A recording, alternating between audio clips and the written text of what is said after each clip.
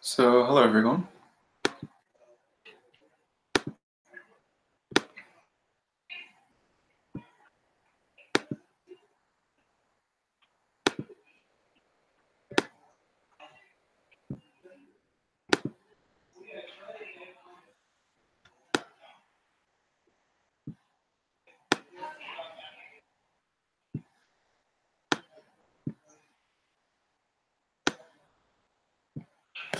Okay, so can everyone still hear me all right?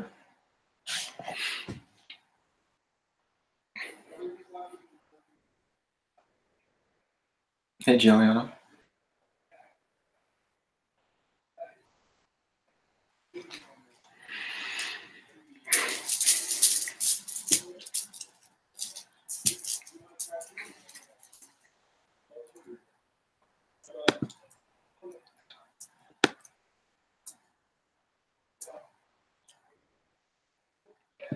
I see a lot of serpent images. Hecate is associated with serpents. Dionysos is crowned with them. Asclepius' staff is wonderful by a serpent? What does that mean? Asclepius' staff is wonderful by a serpent. Is the symbol of the serpent the same for all of these gods? More or less.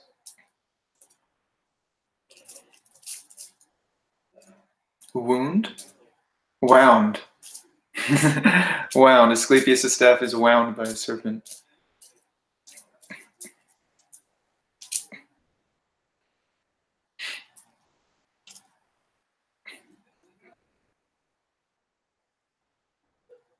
Yeah, the root symbolism is the same for all of them, although it takes on a slightly different form with the different deities.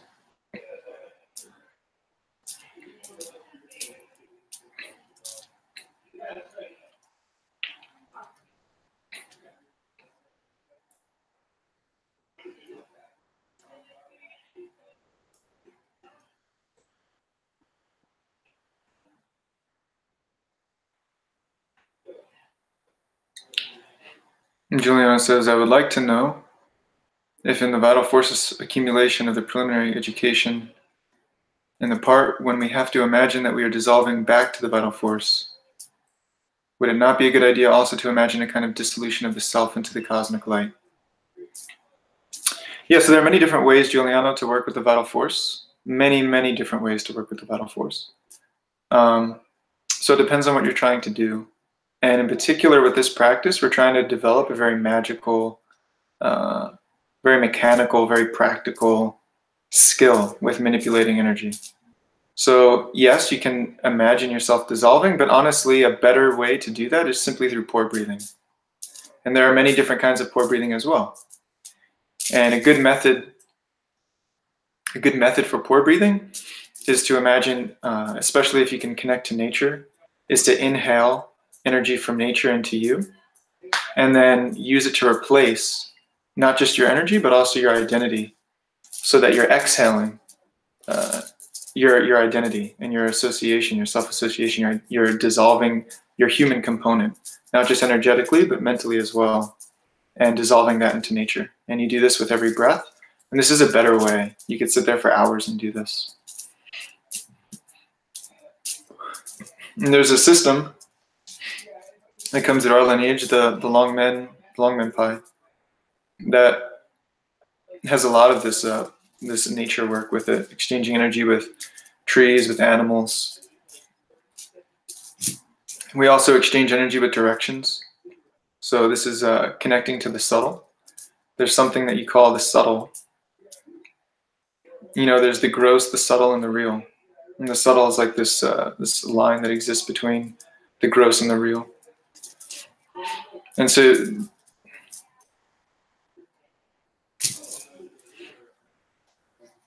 yeah, I don't want to go down a tangent, but there's many different exchanges that you do. But for the vital force accumulation, you're trying to accumulate you're trying to develop and hone a very practical skill that will become imperative as you progress as a magician, and will become imperative as early as level 1, when you begin consecrating ritual items, it will become essential that you're able to manipulate energy outside of your body. So the vital force accumulation is essential for this because you're learning to accumulate energy inside of yourself, which builds an astral and etheric and even physical elasticity of and a dynamism inside of yourself, so that you learn to be able to hold and can contain increasingly large amounts of energy. And it hones the concentration very well also, because you'll find that when you try to accumulate 20 breaths of vital force, for example, 20 breaths is usually about the limit where you'll begin to feel full. And at that point, you should sit there and try to maintain the energy inside of your body. It'll feel like it's like your body's brimming with energy. And at first it will feel ecstatic and it won't feel that difficult to maintain it. But after even just a few minutes, you'll find that your mind and your concentration begins to become very exhausted. And your energetic body begins to feel exhausted. And slowly you'll find that your concentration begins to slip, and you'll find that little bits of energy start to leak. And as soon as this begins happening, then it's time to begin exhaling the energy. But you need to try to prolong that time until eventually you can hold it for 5 minutes, 10 minutes, 20 minutes.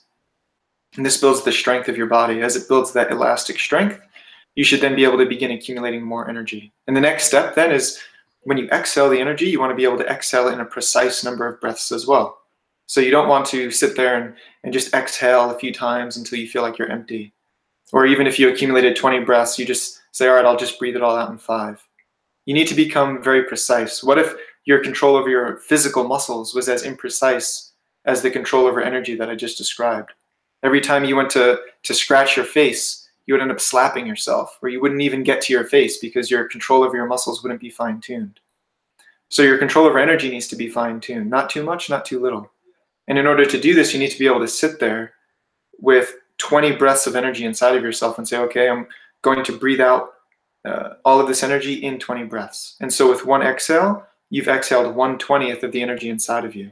You have a very precise control. It will develop an ability to sense a particular amount of energy. So if you want to perform a magical act, you can look at it and say, okay, it'll require X amount of energy to accomplish this act, because your ability to sense and grade your personal energy output and what you need to accomplish something becomes very precise. And as that happens, then when you can breathe out 20 breaths, and on that 20th breath, completely empty yourself. So you feel completely empty. There's not a single trace of additional energy inside of yourself. After 20 breaths, no sooner, no later, then you've begun to develop a good control there. Then you begin to exhale it more quickly, right? So now on 15 breaths, I'll exhale all the energy, in 10 breaths, and 5 breaths, until eventually you have 20 breaths of energy inside of you, and in one breath you can exhale it. Then the next step is to be able to exhale that energy and maintain it in front of you. So exhale the energy into an orb in front of you and maintain it there. If you can maintain the energy there solidly, you at first just do it for a few seconds and then try to bring it back into yourself. You'll find that almost no energy comes back, because as soon as you exhaled it, you lost it, because you're not good at controlling energy outside of yourself yet. So that's the next step, is to be able to begin exhaling the energy bit by bit, begin to exhale it and then breathe it back in. So one thing I would do is I would hold my hand out in front of myself, and I'd exhale just a few breaths of the energy into my hand, and then in one breath inhale it all back in, until eventually I could exhale in one breath all of the energy inside of my body and feel completely empty. And immediately my hand would be vibrating with all of the energy condensed into a sphere in the palm of my hand. And then in one breath, you bring it all back in, and immediately feel your entire body buzzing with energy again. Now you're beginning to establish some better control, but now you need to learn how to manipulate that energy outside of your body. So then the next step is, once you have that orb, drop your hand and maintain it without a physical aid like that, right? Just maintain it with your concentration alone. And perform the same practices. Once you can do that, exhale it, maintain it there, and then push it and stretch it outside of your aura. Begin to move energy. You'll find there are many different problems and complications that come with that as well. And this is when having a teacher that you have a regular dialogue with can help tremendously, because there are certain tricks of the trade, right? There are certain tricks that help you develop this skill. But then you exhale the energy, you move it out from yourself, hold it there for a moment, bring it back and test it.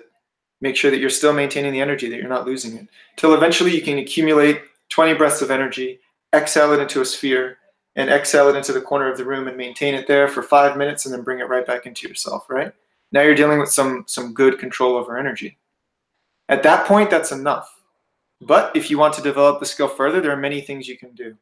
Right? One thing I used to do, I would accumulate 20 breaths of the fire element, exhale it into an orb, hold it there. Right? Now, if you forget about the energy even for a moment, it'll disperse. Right? You're holding it together with your concentration, so your visualization needs to be perfect. If you have an orb visualized in your mind right here of energy, and your visualization isn't perfect, and so a part of that orb, your visualization kind of goes out for a moment, and you don't see it. The second your visualization falters, the energy that was there is just going to start to evaporate. So your visualization needs to be very intense. You need to be able to maintain the entire thing in your mind at one time. So you're holding it here off to the side in one corner of the room, maintaining the fire element. And then while maintaining that there, I would accumulate the water element into myself. Exhale it, form an orb, and push that into another corner of the room. And now maintaining the fire element in one corner and the water element in another, I would be maintaining both elements, maintaining perfect visualization of both, holding 20 breaths of each element in each corner of the room. And in that state, connect to the air element. Do the same thing, begin accumulating the air element. Right? You can make it very difficult. It works very well in the concentration, right? And this will begin to develop your mental clairvoyance, because you'll find that your visualization begins to sync up with what's actually there. So you'll be meditating, and all of a sudden you'll notice that in your mind's eye you see a spirit move across, right?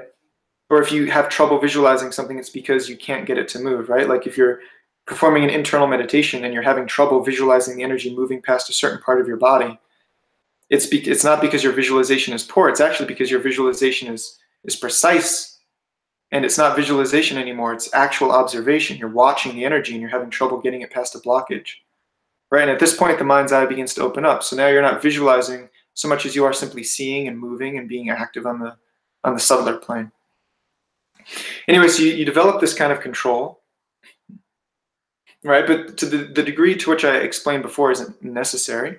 It's just necessary that you begin to be able to move the vital force outside of your body and bring it back in, outside of your aura and bring it back in. Once you get to that point, you want to begin accumulating the energy straight into your hand. So then you hold out your hand like this, and rather than accumulating 20 breaths into your body and pushing it out, you reach out into the universe with your mind, and you begin accumulating straight from the universe into an orb in front of you.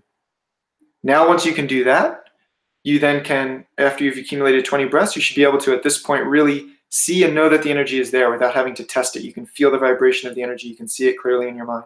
But at that point, still, bring it into yourself. Feel it. Make sure that it feels like it should. Make sure it feels like it's the right quantity of energy, that you did a good job. Exhale it back out. Right? Then begin to do it into the room directly, accumulating vital force directly into the room, flooding the entire room with vital force. Right? Lots of things you can do, but you need to develop these different abilities to accumulate into yourself, and then exhale it and move it freely outside of your aura into the room around you, and then back into yourself, as well as accumulating it directly from the universe into an external object or into the room, and moving that around, bringing it into yourself and out of yourself. Then you've got some pretty good control over energy. And this is necessary if you ever want to be able to consecrate objects, or work with healing, or work with any kind of real practical magic in that regard. It's essential to get this kind of control. And in level 1, you begin consecrating your dagger, your bell, things like that, in preparation for later work. So in order to do that, you need to be able to connect to external energy and pull it down and empower an object. So it's important even as early as level 1. So you don't want to get into level 1 and realize that you're completely ill-equipped for the practice, right? You're given the ability to consecrate objects, and you realize that it doesn't work for you because you have no ability to move energy outside of your body. So it takes time. For me, I dedicated myself to this training for about 9 to 12 months. And it composed about 4 hours of practice, in one sitting. I worked I had different goals, I guess. It's not necessary to do that. But 30 minutes a day is good. 30 minutes a day of work with the vital force is very good. If you can practice, for 9 to 12 months, 30 minutes a day, just gradually working through what I described. So at first, your 30 minutes a day is simply doing a vital force accumulation.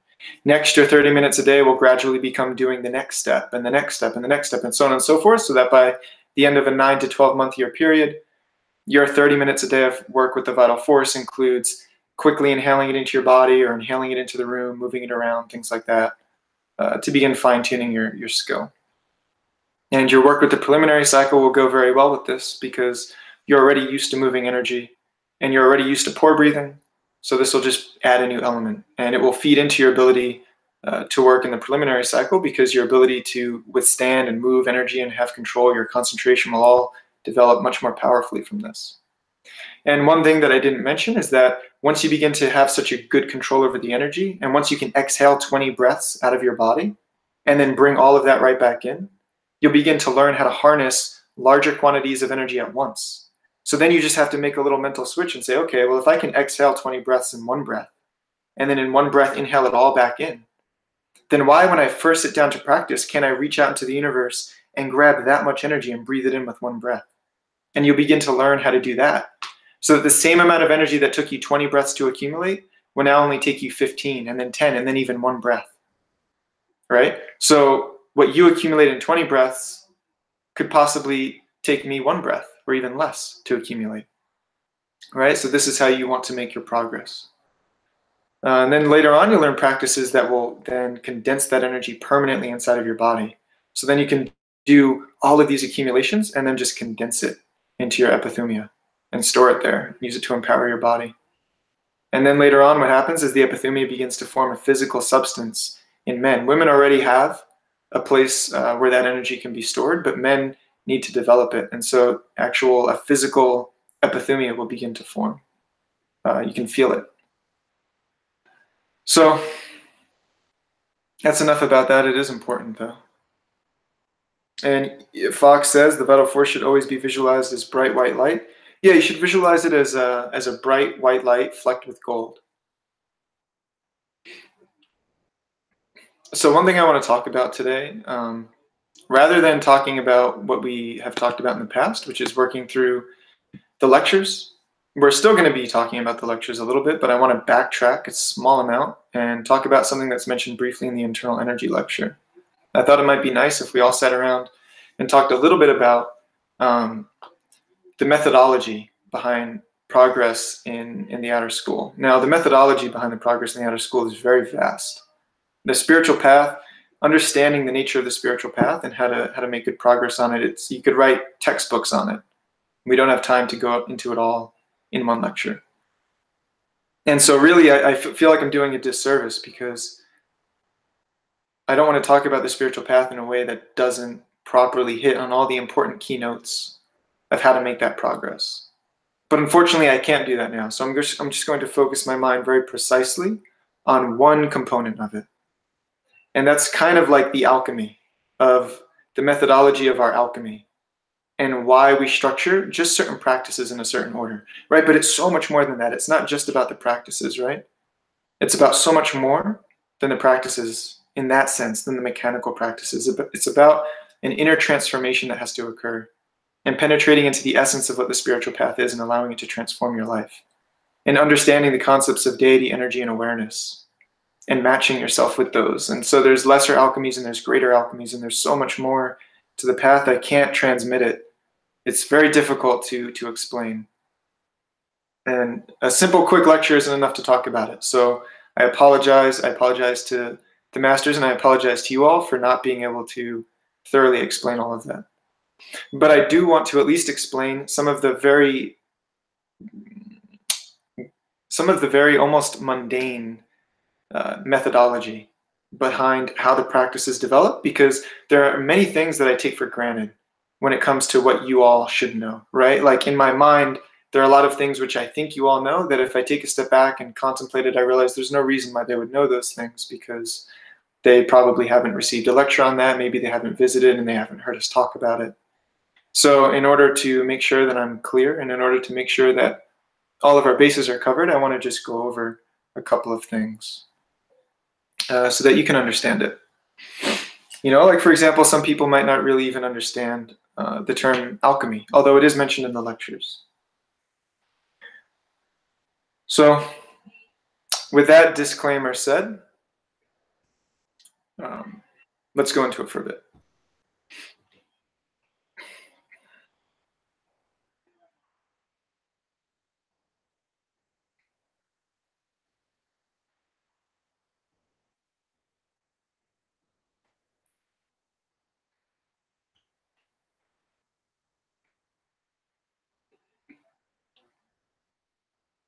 Okay, so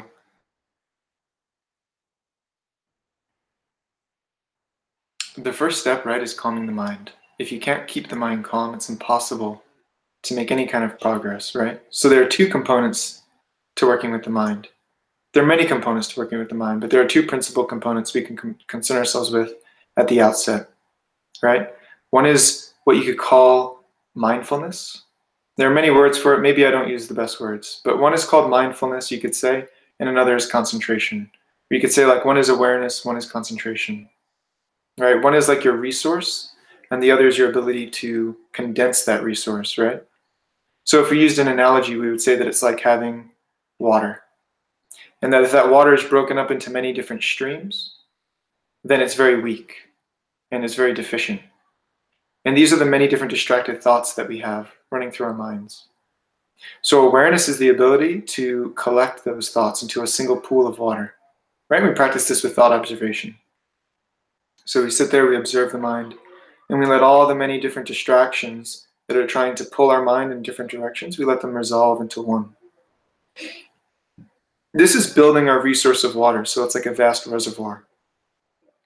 Concentration is your ability to take the resource that you've gathered and funnel it into a single point so that you create like a jet of water that can penetrate through things, that can cut through things. So concentration without resource is weak, and resource without concentration is weak as well, because you at least need some concentration in order to prevent your mind from being pulled in the various directions, right? This reaches its climax shortly before gnosis, as you're trying to enter into gnosis, when you need to ride a fine line between one or the other.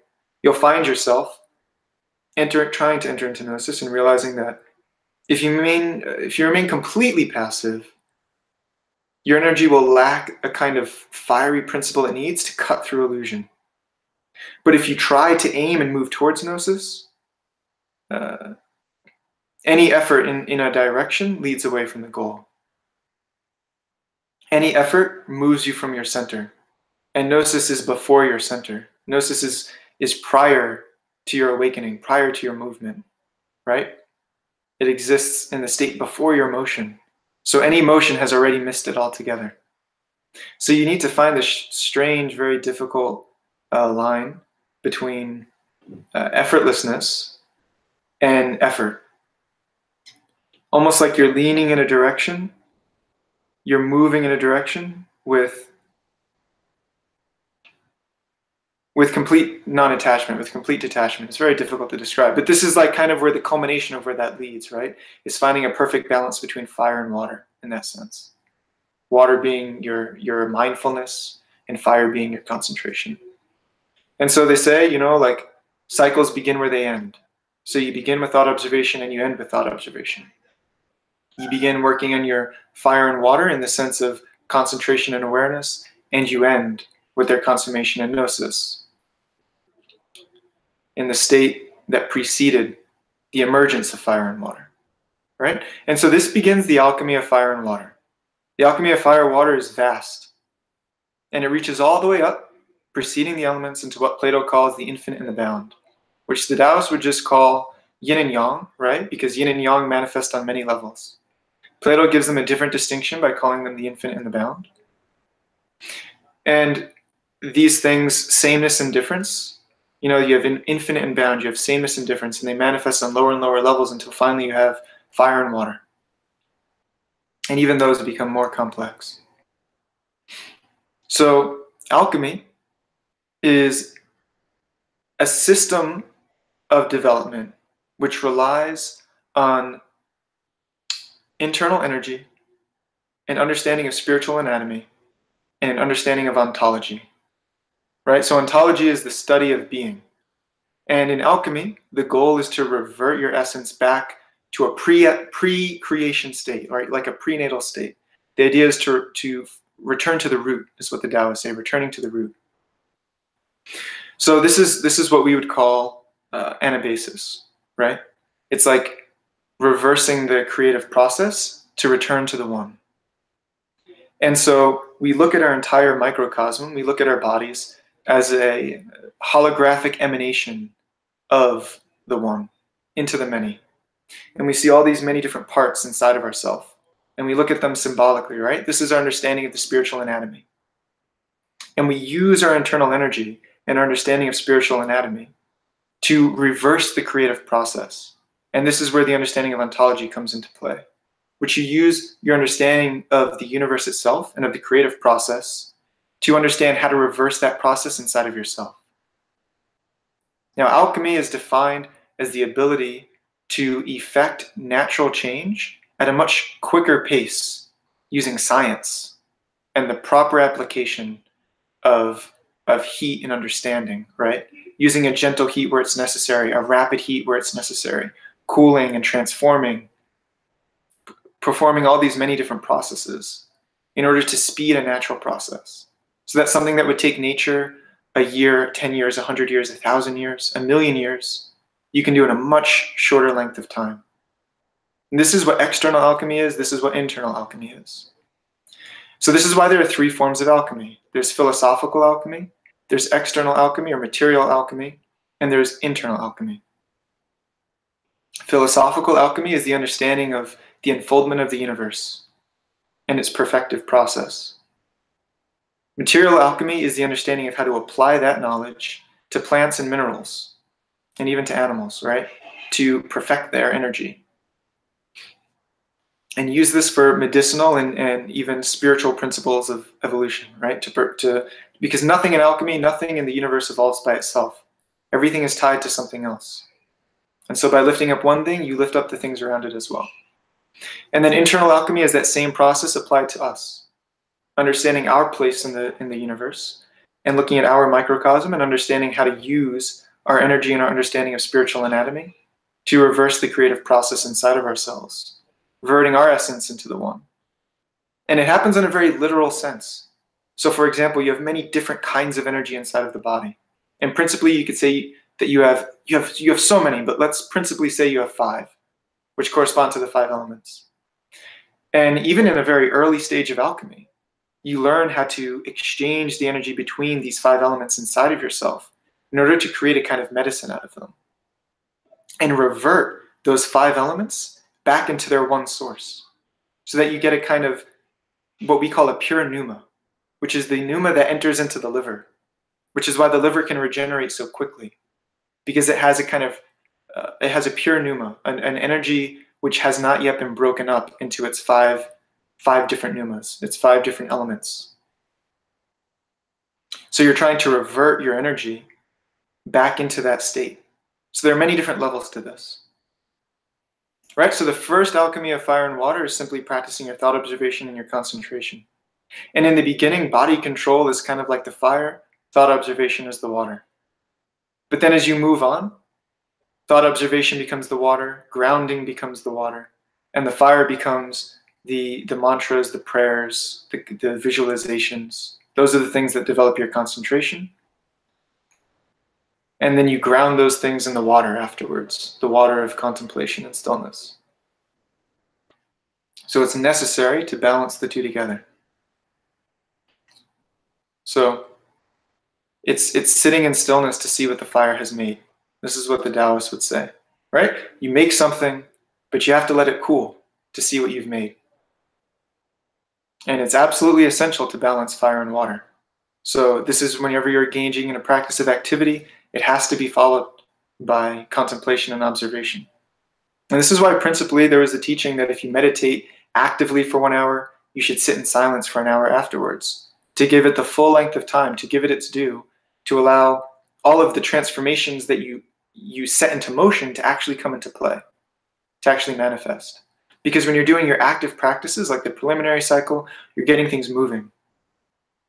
But those motions that you're setting into play need space and time to transform. And if you don't give them that space, it won't happen. All right, so you're creating, you're lighting a fire, you're reversing fire and water, which would be like, there's an analogy of reversing fire and water that's very simple, it's commonly used, which is like in cooking. That typically water sinks down and fire rises up. It's the same, lead sinks and mercury flies. And if you can take take a fire which is trying to rise and water which is trying to descend, and they're trying to pull apart from each other, and you reverse them so that fire is below and water is above, then it creates a steam.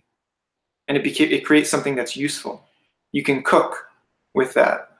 You can heat things with that. You can create something new with that. And so this is fire and water uniting. So it's essential to give the space necessary for these transformations. This is why we hold our breath during certain practices. Like when you learn the vision of the angel practice, you inhale energy, you hold your breath. Or another example, which is the alternate nostril breathing. There's a form where you inhale, you hold your breath, and then you exhale. Well, what's happening when you're holding your breath? You're suspending the motion of your energy so it has a chance to do what you're trying to let it do. If you never suspend the breath, the energy will never get a chance to transform. So you'll inhale, you hold your breath, and as you're holding your breath, your energy actually finally has a chance to do something. Normally you're spending all your time talking and walking around and doing things and breathing and thinking about a million different things. Your energy never has a chance to do anything. You're always sending it on all these errands. It's exhausted.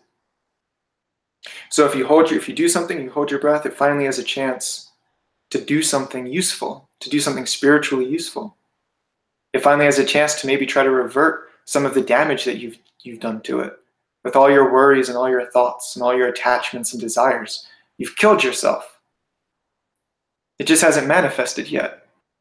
But you've already lifted the axe. So you have to give yourself this space and this stillness. This is what we do when we hold our breath during practices. This is the purpose of breath retention. So the same thing happens at the end of practice. You set all these things into motion. You have to sit there calmly and patiently at a minimum of 20 minutes. It takes 20 minutes for the energy for one orbit of energy to circulate through your body. So you have to sit there for at least 20 minutes and at least get that. But it's ideal to sit there for longer. Really let everything digest. So you start the fire and water like this. You move into the preliminary cycle, right? And this is a greater fire and water, right? It's a very broad fire and water. The fire of activity and purification, and the water of contemplation, and allowing that purification to rest and to settle, and allowing yourself to have the space necessary for things to leave. The preliminary cycle is about letting things go. You have to remember not to be easy on yourself, because no one's going to be hard on you. So you have to take up that burden on your own. There are times in the past where teachers would be very hard on their students. Times in the past where they would whip them or lock them up in a small shed for months at a time, sliding little bits of food under the door. Eventually you would just meditate because you'd say, well, if I'm stuck here, then I might as well at least just do the practices that they gave me.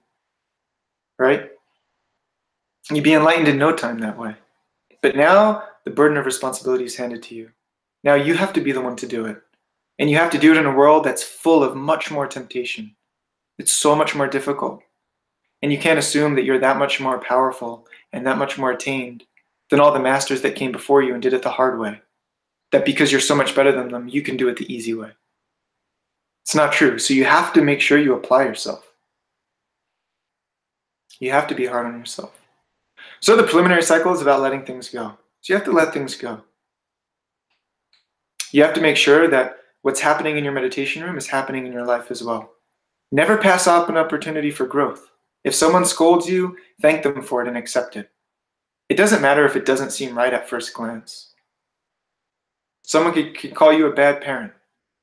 You're probably a bad parent in some way, so thank them for pointing it out and allowing you to think about it. Right? There's a little bit of truth in everything in that regard, because none of us are perfect. So accept every opportunity for growth, because it's the only beneficial response you can have. What benefit do you derive from putting up a shield and protecting your ego? Tell me what benefit you derive. Nothing. So the best thing you can do, pride, all it does is protect the things that injure you, right? Pride protects your enemies. There are things out there that want to kill you, things out there that want to bring you sorrow, right? Vices, illusion. These are your true enemies, and pride does nothing but protect them. So contemplate that, meditate on it, and really try to imagine pride as this big thing that's built up around you. Your pride, your ego, your sense of self, your resistance to exhortation, right? And contemplate letting it go, letting it dissolve. And then in the moment when you have a chance to really express that in your life, then seize it, because you're not going to want to. So then instead of fighting it, look at it and say, well, this is my chance. And if I try really hard and I go ahead and just let go, and I go ahead and just let this in, then I'm going to have the joy of virtue, right? Like, you can learn to become addicted to this feeling of what it means to do right. So if you want to, you have to learn to attach to that feeling. Don't just let it pass you by. So that you can really encourage yourself and be motivated by all the right decisions that you're making. Rather than focusing on the sorrow of letting things go, focus on the joy of having the freedom that comes from it. So for example, if you're fasting, or an even better example, right, is just focusing on what we were saying before. If someone comes up to you and starts pointing out things that are wrong with you, well, you can fight them and say, whoa, bro, how come you're saying all these things, right? You could fight them, or you can say, you know what, I'm just going to be humble and I'm really going to accept this. And if I do that, I'm instantly going to feel proud of myself for bettering myself. Like, that's good, accept it. Right? Like if you're fasting, rather than focusing on the negative, which is, man, I wish I had some food, I wish I wasn't hungry right now, instead have a different perspective and focus on the fact that, wow, I'm doing a good job. And I'm like actually trying. Make sure you're focusing on the positive and never pass up an opportunity for growth. And so when you're in the preliminary cycle phase of your training, you have to be cutting off and burning. You've got so many attachments bound up around your soul, so many distractions. And Iamblichus reminds us that he's a sad and suffering man who's bound up with desires and attachments. That it's the man who's free of those things that's truly happy. We know it to be true, so you have to make sure it doesn't get stuck here and that it comes here, that it manifests in your life and in your heart. It's easy to talk about these things and revel in how beautiful the words of those philosophers are without ever applying them to our lives. And we have to apply them in every single place we see an opportunity. Especially in the preliminary cycle phase of your training, it's your chance to be hard on yourself. Right? Hesiod says, God has put sweat on the path of virtue. And the summit, though it's difficult to obtain, once it's reached, is light to keep it, light and easy. Once you get there, it's easy to keep it. It's hardest in the beginning. You have to work hard. So every opportunity you get. When I first started on the path, I was barely sleeping, I was barely eating, I was completely celibate. Why think that you can get away without doing those things?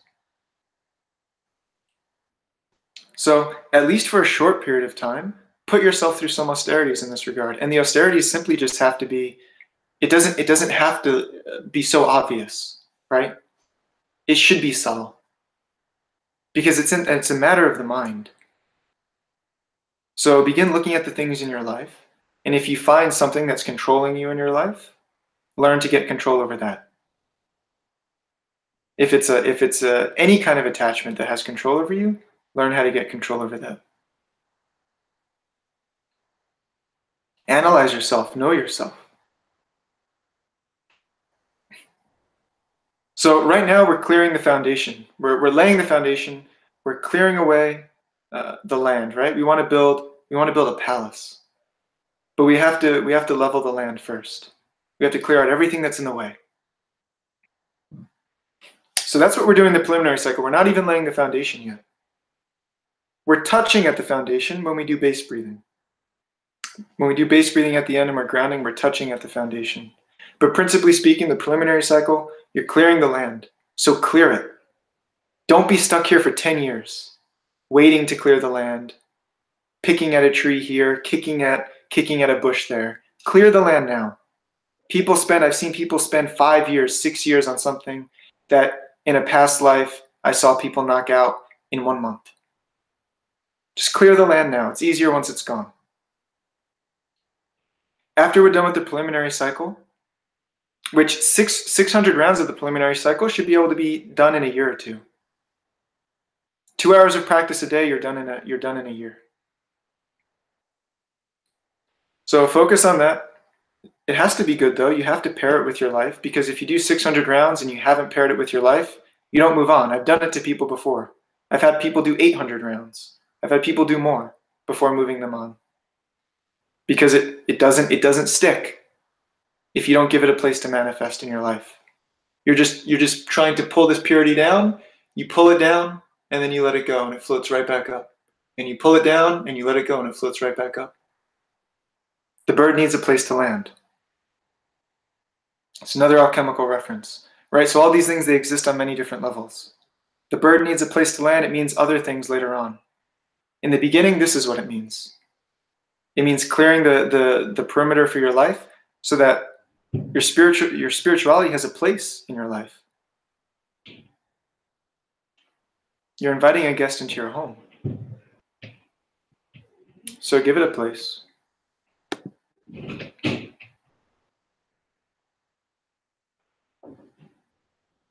Give me 1 minute.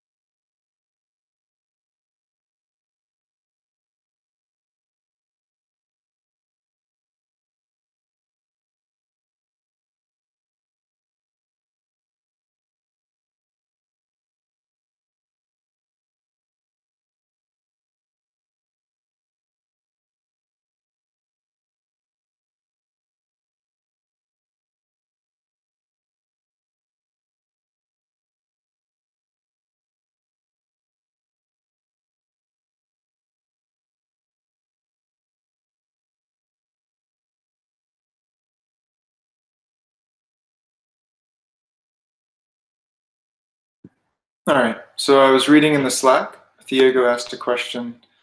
After the Makar hostess and the preliminary cycle, which I presume he means the closing Makar hostess, the closing prayer. Can you move and change around a little bit so you can get comfortable so that you can then perform your silent sitting? And that's fine. You shouldn't get up and walk around or anything like that. But one thing I would do after a very long practice session is I would stick out my legs. I'd lean up against the wall behind me, and I would just relax for about, a minute or two, let everything circulate and move around.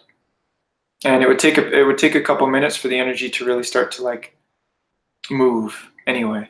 So I'd sit there for 2-3 minutes, let the energy kind of settle for a little while, and then pull my legs back in, and then I would sit for another good length of time, going into the stillness portion. That's fine.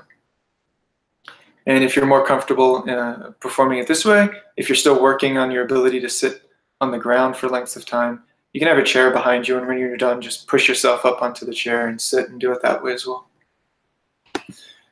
So let's move on. We've talked about this broad fire and water, right? The next step is to begin internalizing that alchemy. Now that you've cleared the external, you've cleared the outer channels, right, which is catharsis. You're clearing the outer channels. Many levels of catharsis. This is the first level, right? So you're doing preliminary work, hence the name preliminary cycle. And I'm not going to go into all the different aspects of the preliminary cycle and how it touches on very many different important points that lay that foundation. I'm just speaking very broadly here.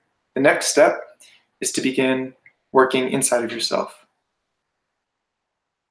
So we do something like the vision of the angel and the triadic projection. And I'm trying to think about how deeply I want to go into the science behind all these different practices. I kind of feel like closing out the lecture very soon and not going too deeply into it, because none of you are quite at that level yet anyway.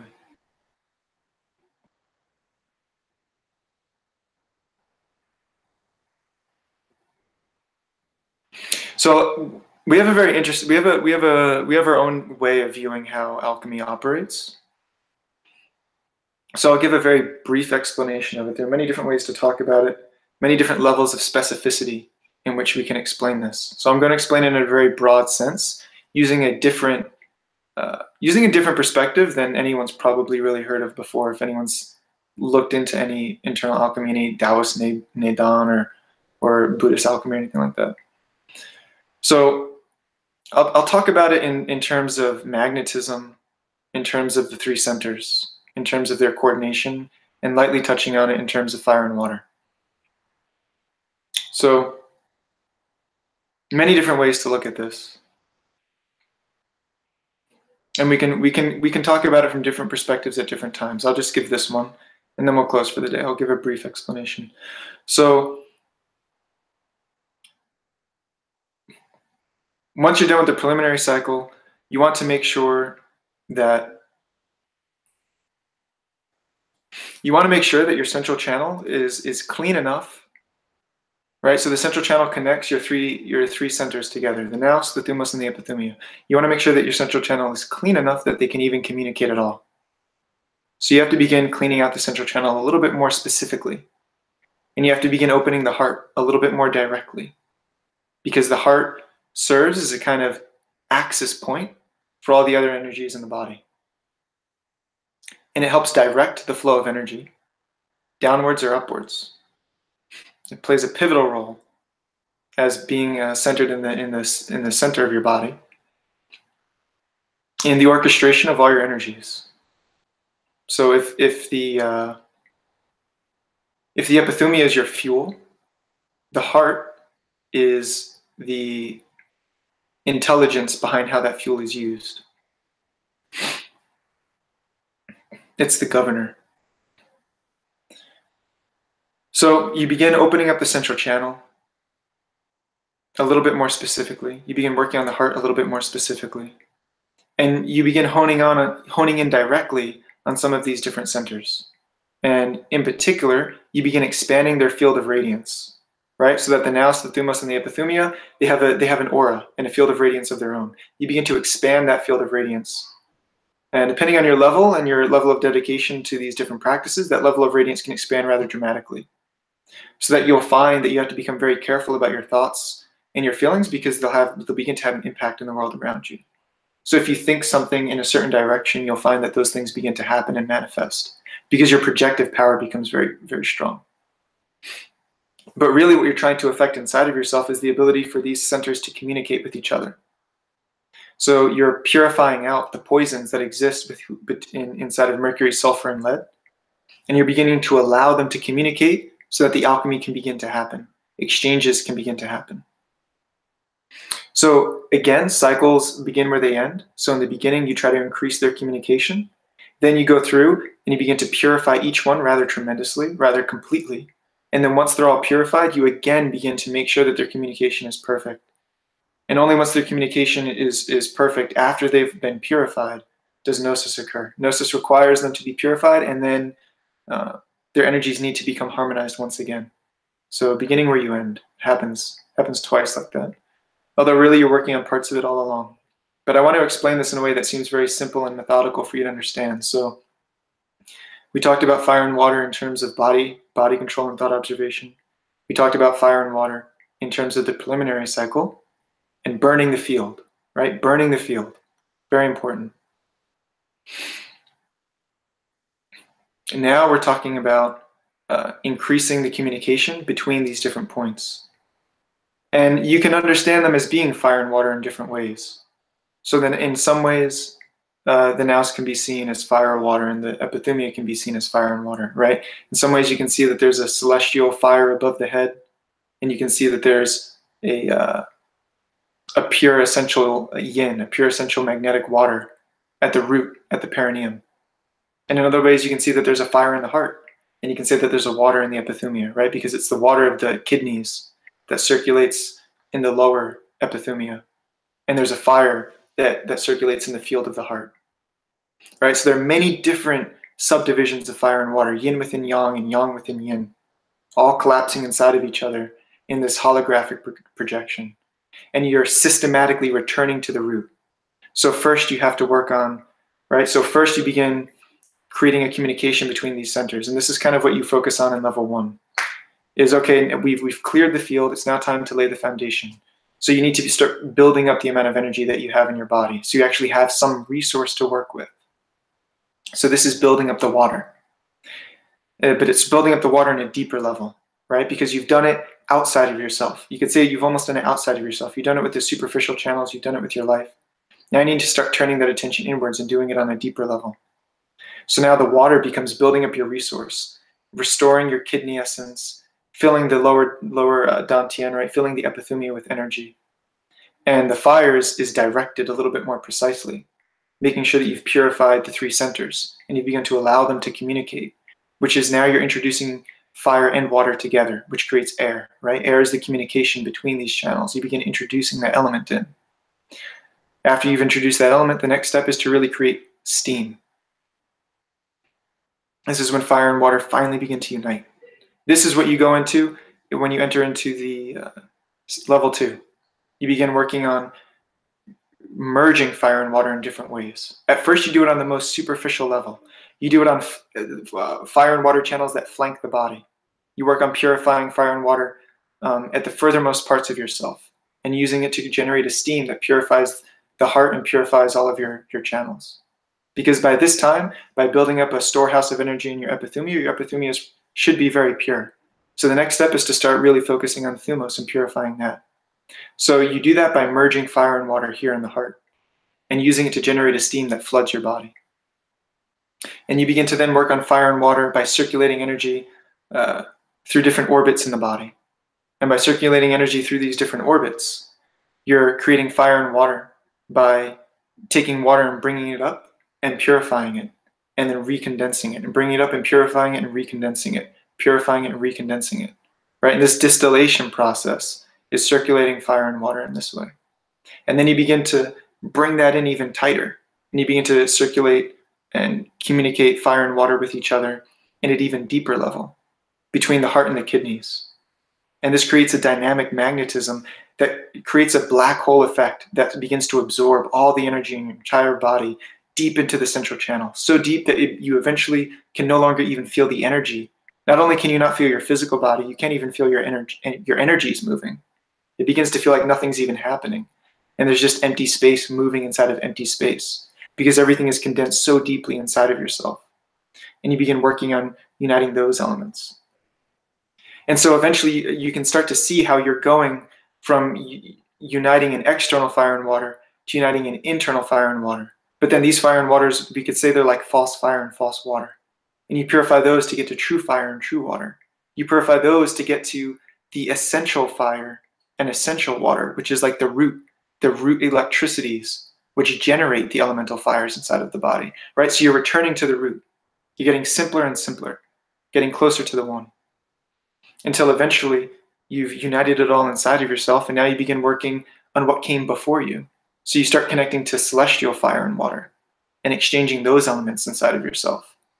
And this is when you start to get into like the mystery practice, and you start to experience very deep states of meditation.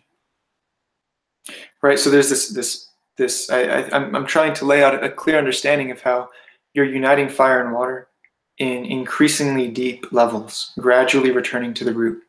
And this is really what the whole of the spiritual path can be seen as, in a sense. But it manifests in different levels, in different ways, depending on the stage of the path that you're in. So again, in the beginning, after the preliminary cycle, you're working on just increasing the communication between your vehicles, and you're building up your resource of water while fine-tuning your fire to purify more specific parts of yourself to prepare for the alchemy. And then you begin, again, I could go so deeply into it, so I need to make sure I'm just trying to touch on the broad concepts. You begin to work on exchanging fire and water inside of yourself in a deeper level. You start working on the organs. You start working on exchanging energies between the epithumia and the thumos, and you begin really working on the alchemy. This is like level 2, is like the nitty-gritty of the outer school internal alchemy, right? The inner school has its own internal alchemy. It's like body of light stuff. It's like working in the brain. It's opening up siddhis and magic powers and all kinds of things like that. But before that, you're just working on this laboratory right here. And this laboratory can always be worked on. I guess you can't see what I'm pointing to. I'm pointing to from everything between the epithumia and the thumos. There's a vast laboratory there that exists with all of your organs. And there's always work that can be done to improve that. And it's important to not think of one thing as being lesser than the other, like the epithumia is lesser than the nous. They're both equally as important. In fact, one is a reflection of the other, which is why when you build up energy in the epithumia, when you start to really build up a good amount of energy in the epithumia, you'll begin to feel an intense pressure building up at the brow point, because they mirror each other. And if you could reduce alchemy down to the simplest of descriptions, you would say there's a fire in the belly and a light in the mind, and you have to unite them. Which is to say there's a fire and water above and below, and you have to unite them. Right?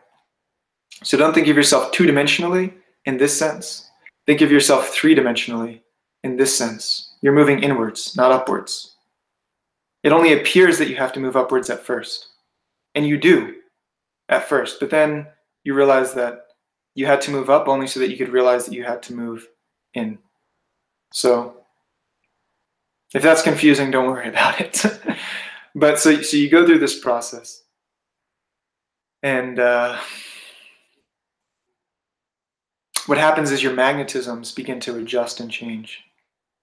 So at first your energy is spinning forwards and downwards like this. And energy is flowing into the world. It's very difficult to pull yourself back. This is why I say it's hard in the beginning, because it feels like you're moving against the current and everything about you is fighting you. Because you've identified with the enemy, right? Think about that. You've identified with the enemy. So things are moving against you. When the heart begins to open up, it begins to spin in a different way. Now the heart spins in two different ways. It spins this way and it spins that way. And you reverse both. So now it begins spinning this way and it begins spinning that way. And when that happens, when it begins to spin this way, it begins to send energy from the epithumia up into the nous, rather than sending energy from the nous down into the epithumia.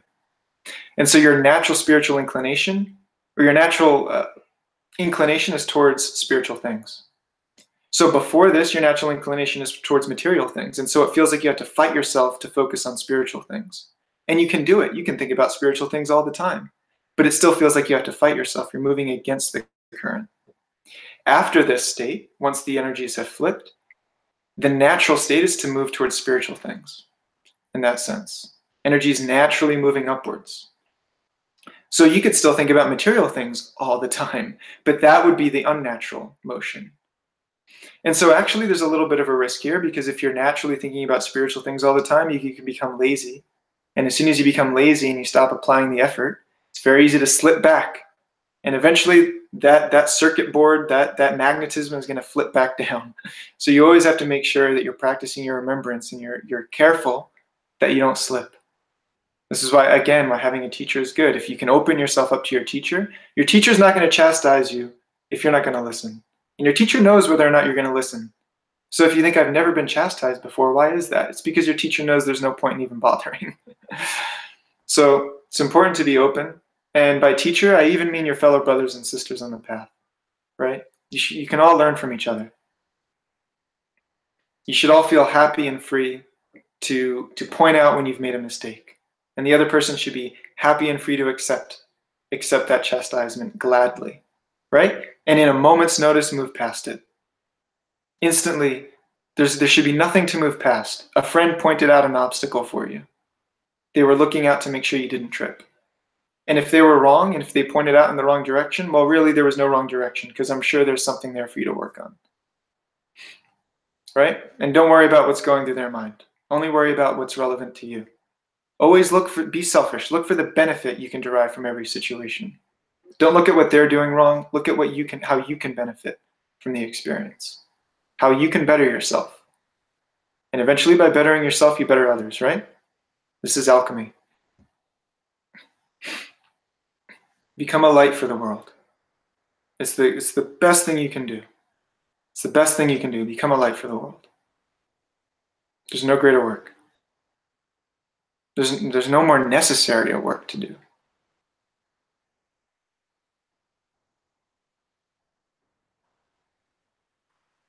It's nothing more necessary. So you begin to switch the magnetism, and what happens with the other orbit, because they both have their own kind of effects, right, is you could say that in one way, in one direction, you're naturally pulling identification in towards yourself. So you begin to identify with everything that you can. You hear a song and you're like, oh, I like that song, or oh, I hate that song. You see some kind of clothes and you're like, oh, those clothes, I like those clothes and I hate those other clothes. You begin to identify with all these different things. So you put on this whole persona and you're like, well, I'm this person who does all these things and likes all these things and doesn't like all those other things. And really, you're none of it. You're none of the things you like and you're none of the things you don't like. So it's natural to want to accumulate as many different things as you can. People accumulate bad experiences as well. They latch onto them because it gives them a kind of identity. So the stronger the experience, good or bad, it gives them more to hold on to. When this orbit changes, you naturally start to discard those things. You identify less and less. And again, there are pitfalls that come with all of this too. There's no point in going into them now because the pitfalls, if I tried to explain them to you, it wouldn't even make sense. But then when you're at that point, I'll be explaining these pitfalls to you, and you'll be like, oh yeah, like all of a sudden, like I have all these other problems now, all these other things to work on. But right now, this is the best way to understand it, right? So you begin to dissolve like some of those things, and that process happens. So we're talking about things in terms of magnetism and orbits, right? And begin sending energy up. And that's about as far as we'll go. That's about as far as we'll go. So that's like level 2 kind of stuff. There's so much more to talk about. You begin incorporating thetapeia and different rites and practices into your work. Begin purifying the channels that exist between you and the universe, right? Begin working on what are called like pre-creation yin and yang, like pre-creation fire and water. And you begin integrating these things into yourself. But that's going a little bit further outside the scope. I think I've kind of laid out an idea now as to why you can say that all of alchemy is an exchange of fire and water, right? Plato says that there's a dampness that accumulates in the soul that weighs it down to the earth and into illusion. And what he's describing in this dampness is what the Taoists call the yin ghost, right?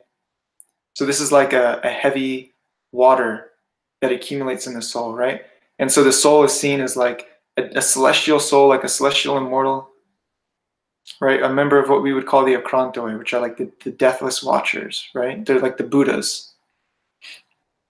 They're seen as being pure yang, celestial yang. They're pure fire, but a celestial fire, not this elemental fire. It's like a pre-creation fire. That's what they are. And we see that everything in this material world is the water that compares to that fire, right? It's yin. And so they say that when you are seeking celestial immortality, you have to chase away the yin ghost. You have to chase away this watery element from the body. And so there are many practices when you get to a certain point, when you're doing ritual, prayer becomes very important. You have to light yourself on fire with prayer. Light yourself on fire with invocation, pulling in this divine celestial fire to burn up all the yin. Right? This is different than the yin of the kidneys. If you burn up all the yin in the kidneys, you're going to lose all your hair and die young. So there's all these different levels, right? So what I've tried to do is explain to you how fire and water is being worked on many different levels from beginning to end. And how alchemy is this vast process which occurs inside of you and outside of you. And how your practices have to have a place to land and ground into yourself, both in your meditations and in your life. And how you should be focusing on certain things at the preliminary phase of your development. And how then as you get into level 1, level 2, and level 3, those focuses change a little bit. And the bulk of all of this very like scientific alchemy, where you're really moving energy between different organs and you're taking energy from one organ and pushing it into the next organ and cycling it through different channels of the body, this really detailed alchemy is what's all going on in this vast field of practice in level 2. Level 1 just kind of lays the foundation for that. And then level 3 starts to move on to some other things. So I feel like that explains some things. I'll take a couple of questions, if there are any. Oh, Marco's watching. Hey, Marco. Go deep. That's what she said. They also would be mad at me for that, probably.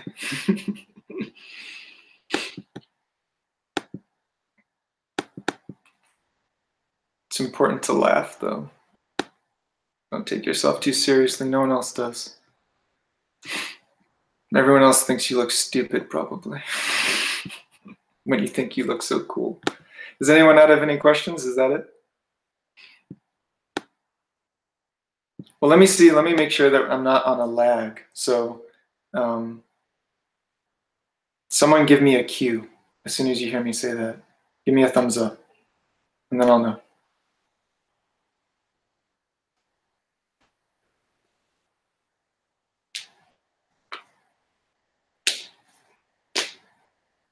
Okay, so that's great. So it looks like no one has any questions.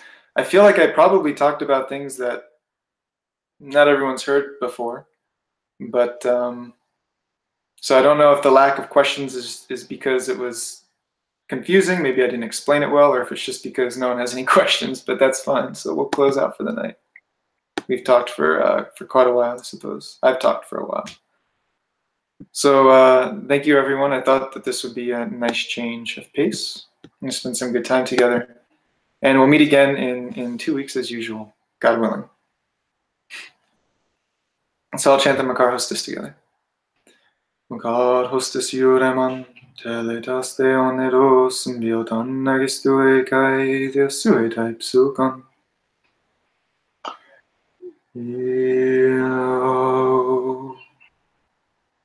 Thank you, everyone. And please really take to heart the things I talked about. You have to really guard your soul. And remind yourself that no one's going to work as hard as for you as you should and as you can. So you're accountable to yourself. Just remember those things. God bless.